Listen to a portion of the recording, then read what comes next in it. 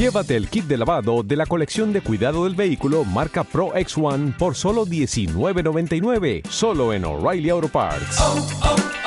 O'Reilly Auto Parts.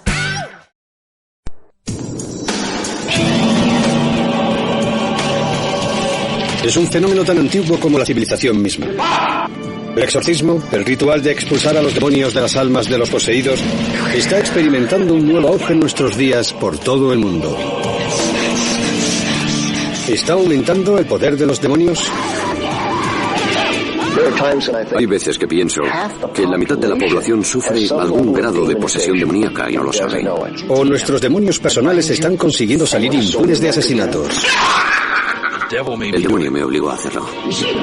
A mí también me preocuparía quién lo está viendo. Porque si ves algo así, luego te puede pasar a ti. Descubran lo que supone vivir con una enfermedad que se ha confundido con la posesión demoníaca durante años. Observen cómo reacciona el cerebro durante una profunda experiencia religiosa y contemplen cómo la ciencia y lo sobrenatural se enfrentan a diablos, demonios y engaños. ¡Que así sean! Revelaciones. Exorcismo.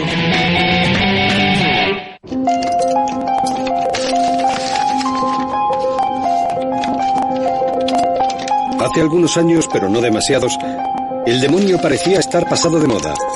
Un concepto algo chocante, muy lejos de ser un ente malvado que se entromete en las vidas de las personas.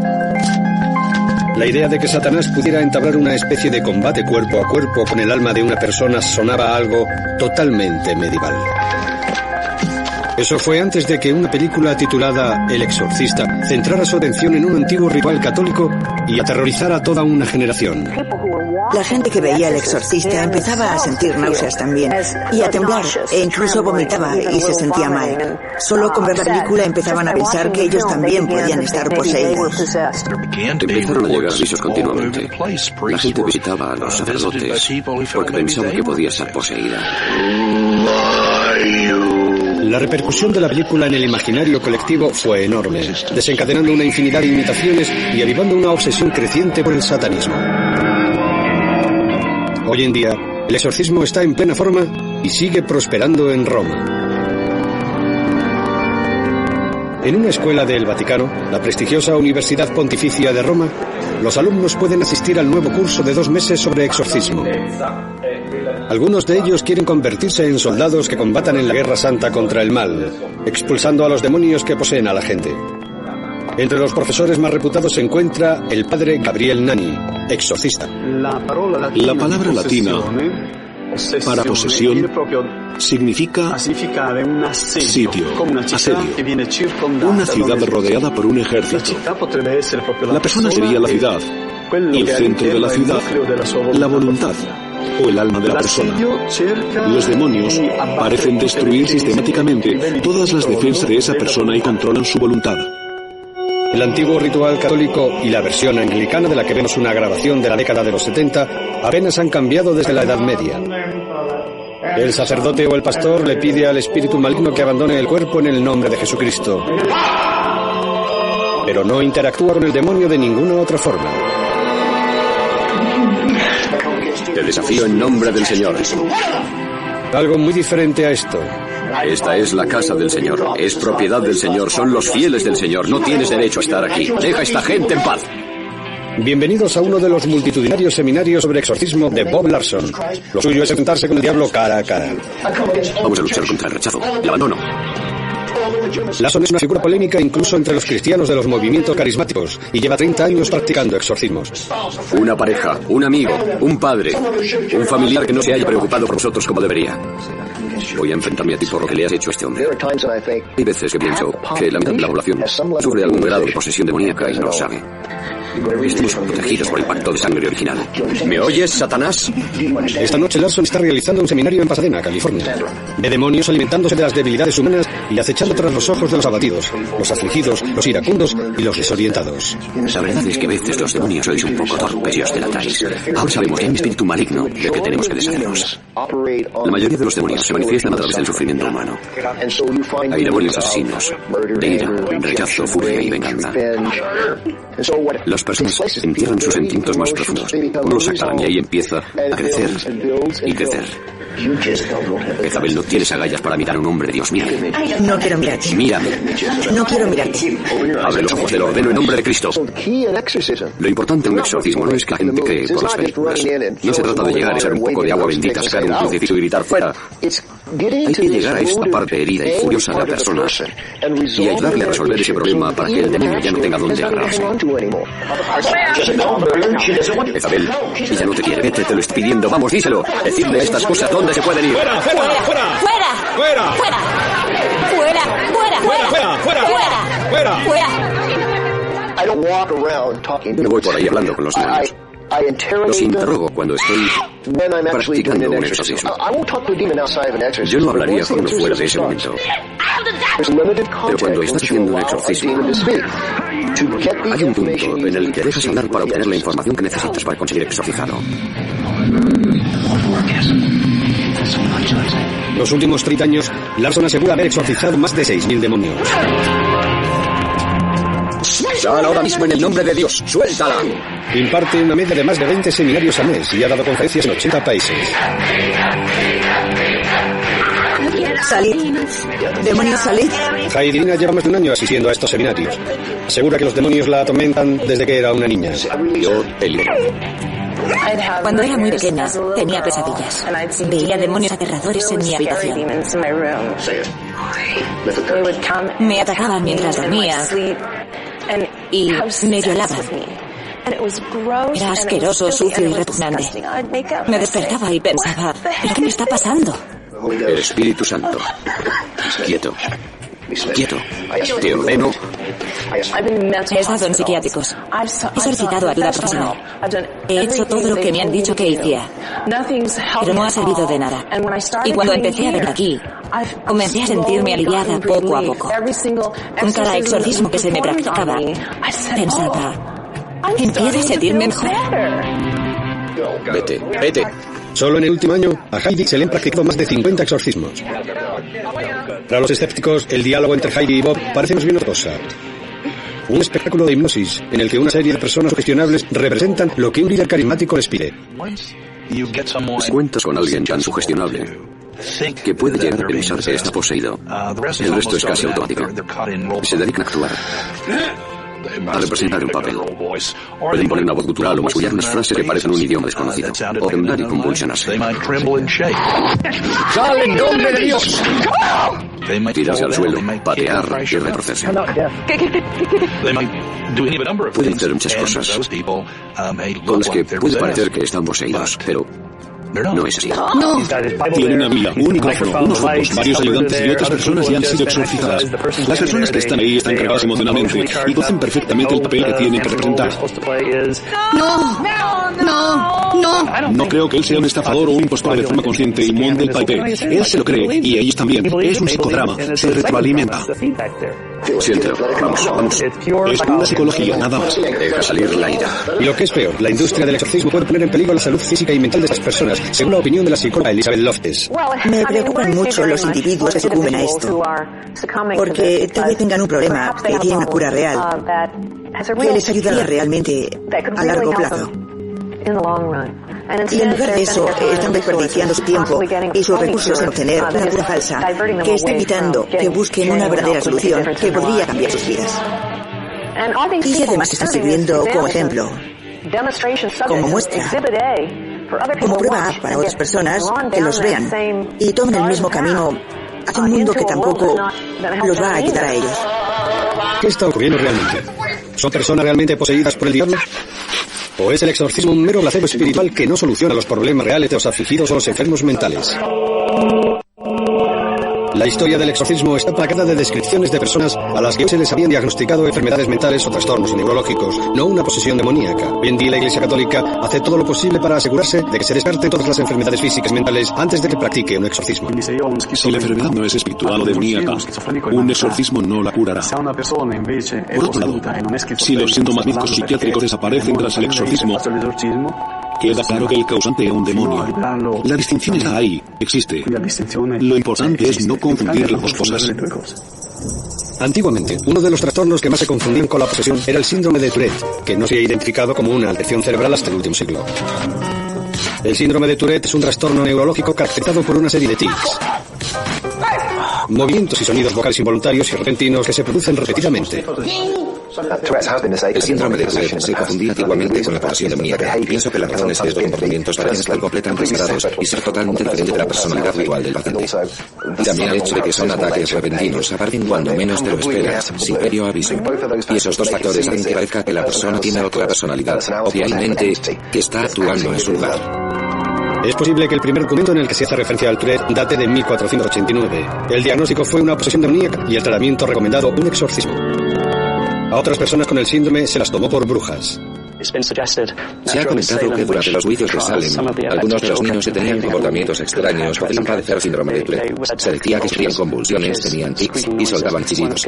También cuentan que una de las niñas se metió en una chimenea encendida y en esos pacientes puede surgir el impulso de autolesionarse. ¿Qué les ocurre realmente a Noel y a otras personas que padecen Tourette? Tenemos algunas pistas sobre los mecanismos del cerebro a los que puede estar asociado, pero realmente no sabemos por qué una persona tiene el síndrome y otra no, en lo que a la función cerebral se refiere. Pero parece como si los mecanismos habituales de control social se interrumpiesen momentáneamente sin que la persona quiera. Para las personas con Tourette, la pérdida de los mecanismos propios del control social es involuntaria y parte directamente del cerebro.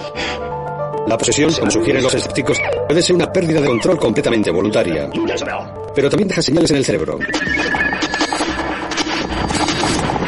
En la Universidad de Pensilvania, en Filadelfia, el doctor Andrew Newburgh emplea técnicas de diagnóstico neuronal por imagen para ver cómo las experiencias religiosas afectan al cerebro. Lo que intentamos ver es cómo las distintas prácticas religiosas o espirituales, como la meditación o la oración, alteran lo que está pasando en el cerebro de esa persona mientras lo practica. Hoy, Newburgh está tomando imágenes del cerebro de Ramona Hill, que se ha convertido al pentecostalismo. ¿Es música gospel? Sí. En el punto más álgido de su éxtasis religioso, Ramona habla en lenguas desconocidas. Ella y el resto de los fieles creen que es una especie de posesión, en el que el Espíritu Santo habla a través de una persona. Para Newburgh, que ha estudiado experiencias de todo tipo, desde los monjes tibetanos meditando a las monjas católicas orando en éxtasis, es una oportunidad para comprobar cómo todas ellas afectan al cerebro. A Ramón se le introduce un pequeño cáter intravenoso en el brazo, a través del cual el doctor inyectará un marcador radiactivo. Este marcador llegará al cerebro y le permitirá obtener instantáneas de las partes que están activas. Una vez que se ha hecho un escáner de referencia, Ramona puede empezar su ritual y hablar en lenguas desconocidas. Los estudios del Dr. Newburgh con técnicas de diagnóstico por imagen muestran que algunos episodios espirituales intensos alteran el lóbulo parietal superior, que controla la orientación en el tiempo y el espacio. Durante la meditación o la oración, la información sensorial que llega a esta zona se bloquea. Eso es, en efecto, lo que le ocurre a Ramona. Cuando observamos este fenómeno de hablar en lenguas desconocidas, una de las cosas que vemos es que se trata de un acto ritual. Se pierde el sentido de uno mismo. En cierta medida, el espíritu divino se apodera de la identidad. Así que para el individuo no es una experiencia completamente diferente a una posesión, en el sentido de que pierde el sentido de sí mismo y se siente invadido o dominado por algo o alguien. Newburgh todavía no ha estudiado a ninguna persona supuestamente poseída por un demonio, pero sospecha que es muy probable que la experiencia sumamente ritualizada y rítmica de exorcismo provoque alteraciones similares en el cerebro. Con todo ese bombardeo sensorial se produce una alienación en la que la persona pierde el sentimiento de su identidad y se desconecta o se disocia de su personalidad habitual o de su forma de pensar. Esa estimulación rítmica produce una reacción que la lleva a un estado paralelo de conciencia. Si observamos a personas en este estado, parece que estuviesen poseídas por algo. Los tengo en mis manos. Tengo a toda la nación en mis manos. Así que la experiencia de la posesión puede parecer real, aunque los demonios no lo sean. Voy a ir a por el demonio, por lo que hizo con mi vida. El exorcismo puede parecer una forma inofensiva de autoayuda, pero algunos psicólogos aseguran que hay muchos motivos para preocuparse. Dicen que puede desencadenar enfermedades mentales e incluso matarlo. Bob Larson insiste en que en los miles de exorcismos que ha practicado solo se han producido algunos cardenales o arañazos. Pero en las últimas décadas, los exorcismos han causado un alarmante número de heridas y muertes. Aparentemente porque se tiene la idea de que se puede expulsar a los demonios mediante la tortura. Se dice que ha habido exorcistas que han sacado los ojos e introducido crucifijos por la nariz o las gargantas de los poseídos. Los han golpeado, metido en hornos, estrangulado y asfixiado, con el supuesto objetivo de librarse de los demonios. Si repaso mentalmente las 3 décadas que llevo practicando exorcismos, miles y miles y miles de ellos, Nunca he visto que a nadie se le hayan producido heridas irreversibles. Es cierto que a veces tenemos que sujetar a una persona y en ese momento puede hacerse arañazos o cardenales mientras la sujetamos para que no se haga daño a sí misma. Es lo más que puede pasar, algo temporal, pero nunca daños permanentes, porque sencillamente no lo consentiríamos. Es extremadamente raro que se produzcan muertes en los exorcismos, pero los psicólogos y los médicos insisten en que hay otro tipo de heridas mucho más profundas, las psicógicas. La doctora Elizabeth Loftes es una psicóloga cognitiva especializada en recuerdos falsos. Estudio tras estudio ha conseguido algo increíble, que algunas personas recuerden experiencias que nunca han tenido y por lo tanto estén convencidas de cosas sobre sí mismas que no son ciertas. Éramos un grupo de psicólogos que queríamos ir más allá, ver si se podía introducir un recuerdo totalmente falso. Teníamos una forma de hacer creer a la gente que cuando tenían unos 6 años se perdió en un centro comercial. Estaba asustado, llorando. Lo que hicimos fue decirles que habíamos hablado con su madre, su padre o sus hermanos y habíamos descubierto que de pequeño le había pasado algo y queríamos ver lo que podía recordar acerca del incidente. En el estudio comprobamos que aproximadamente una cuarta parte de las personas del estudio, adultos normales, se dejó llevar por la sugestión y empezó a recrear todo o parte de esa experiencia inventada de haberse perdido en un centro comercial. En otro estudio en el que colaboré, queríamos ver si podíamos crear un recuerdo o una creencia en algo bastante inverosímil. Así que hicimos que creyeran que habían presenciado una posesión demoníaca cuando eran niños.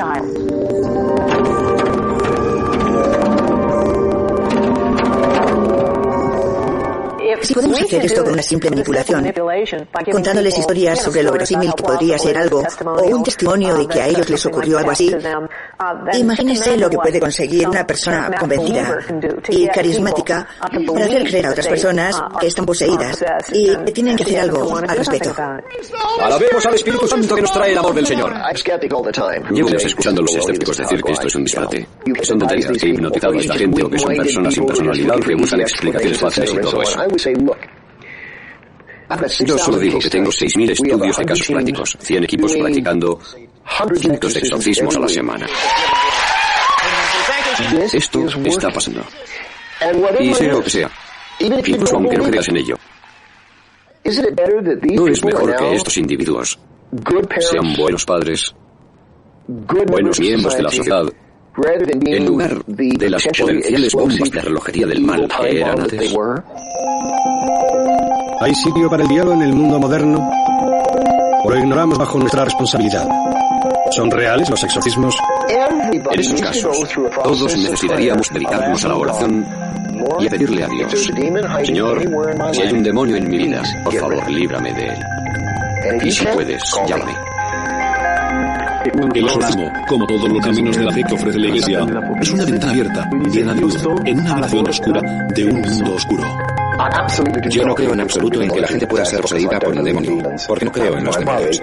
Lo que me preocupa es que haya personas con enfermedades neurológicas o neuropsiquiátricas que se puedan confundir con una posesión demoníaca y reciban un tratamiento inapropiado a través de un exorcismo.